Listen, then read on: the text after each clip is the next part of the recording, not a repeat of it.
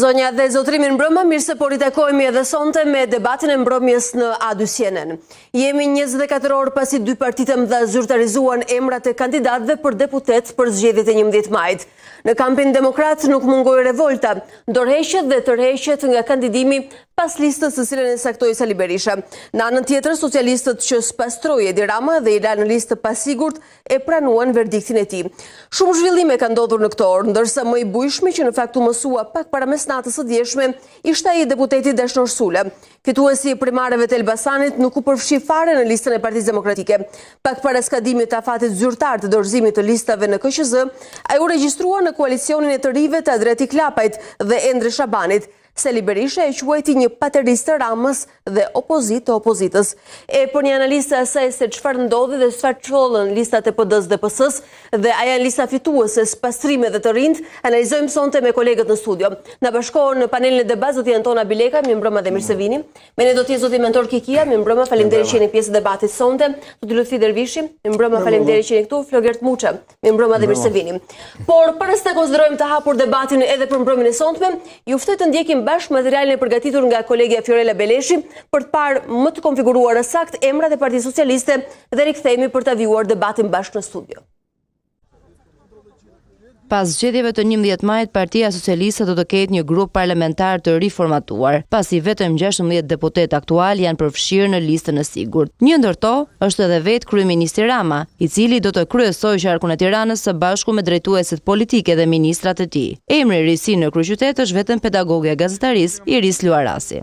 Lista e kandidatëve për qarkun e Tiranës kryesohet nga kryetari i Partisë Socialiste, kryeministri Edi Rama. Mëtej, kjo listë vijon Ogerta Manastirliu, Elisa Spiropali, Lindita Nikola, Taulant Balla, Adea Pirdeni, Albana Koçiu, Igli Hasanaj, Delina Ibrahimaj, Ilva Gjuzi, Iris Luarasi, Erion Malaj.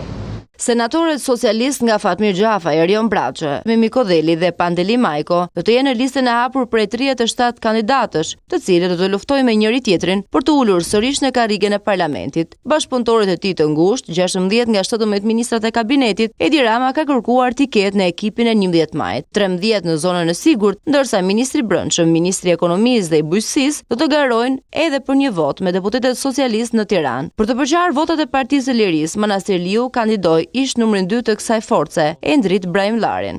Bashkia Fier, duke përfshirë këtu dhe qarkun, kryesohet nga unë, drejtuese e qarkut, Belinda Balluku, jam në listë të mbyllur, Erion Mile, ministri i financave, Petrit Malaj, Kiduina Zaka, me Ana Nakon. Fieri është një prej qarqeve në transformimin më të madh në përbërje të listave. Nga 7 deputet të mbetur, Belinda Balluku ka mbajtur vetëm Antoneta Dhimen, ndërsa e mori podius një deputet çam, Nusret Avdullën. Pra jam unë në pjesën e listës mbyllur.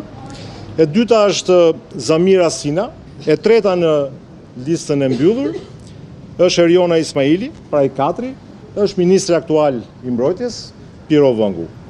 Edhe Vlora vjen me një listë të re, pasi vetëm 2 deputet i mbijetuan këtij qarku. Në garë të hapur do të jetë Vullnet Sina, i cili u tërhoq nga dorëheqja, dhe Damian Gjiknuri, autori i formulës së re për mbylljen e listave.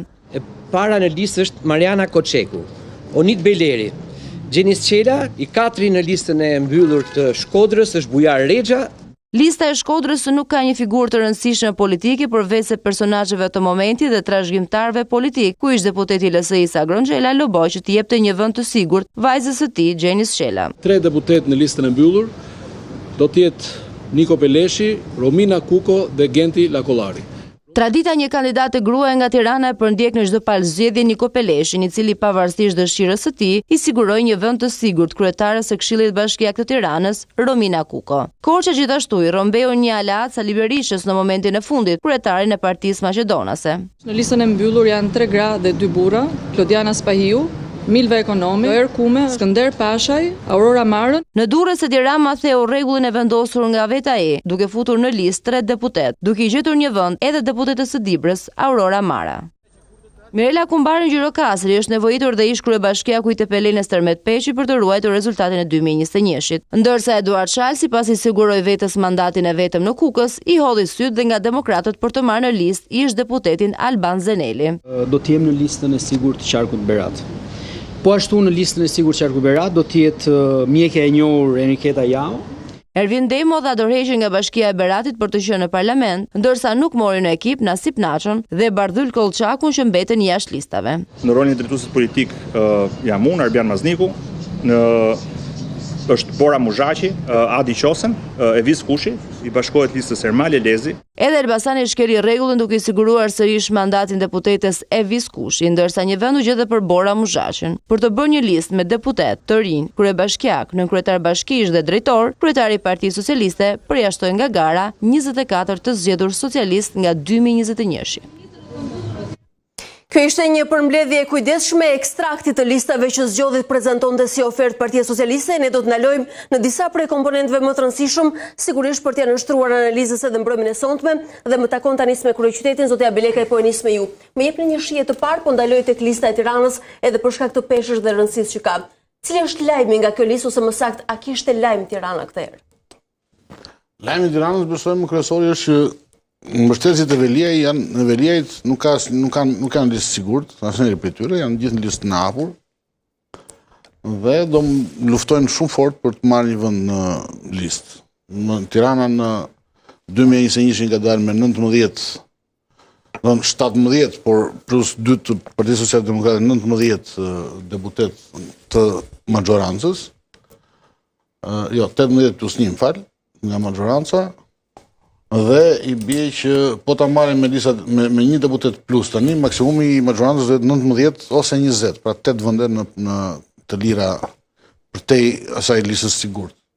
Për Partinë Socialiste në rastin më të mirë. Pra po marrim mesataren mes 6-shes dhe 8-shes së mundshme që mund të marrë majorancat e listave të hapura. Po marrim 8-shen më maksimumi që ka në numrin e shumë të kandidatëve që janë, mes cilëve janë shumë të njohur dhe me shumë lidhje këtë 2 ministra për tjerave. Mendoj që do të jetë shumë e vështirë për mbështetësit e Veliajt që të marrin, sidomos ata që janë shumë pak të njohur, që të kalojnë pragun. Për shembull, është Toni Gogu, një nënkryetari i grupit parlamentar të Partisë Socialiste, është në listë të hapur, i renditur bile nga fundi. Gjë që ishte e papritur, pavarësisht se u lajmërua, por nënkryetari i grupit parlamentar. Po njësoj është nënkryetaria e Bashkisë së Tiranës, zoti Ndresa, një figurë atashueshme me kryebashkiakun Veliaj. Kemi Klotilda Bushkën, e cila është pjesë e dosjes në këtë rast. Në pjesë e dosjes. Kështu që kjo është, besoj që është eliminuar Veliaj sa më shumë të jetë mundur nga listat. Zotja Beleka, me qenë se flisni për komponentin e vështërësisë që këta njerëz të ngjiten lart me kuotimin e votave dhe sigurisht që të bëhen pjesë e listës së deputetëve fitues.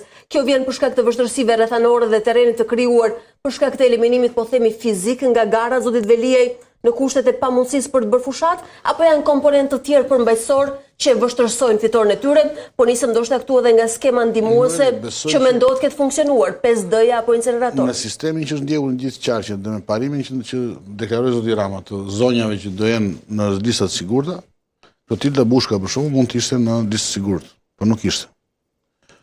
Kështu që nuk ka, mendoj që më shumë është një spastrim që Rama ka bërë në njerëzit të Veliajt.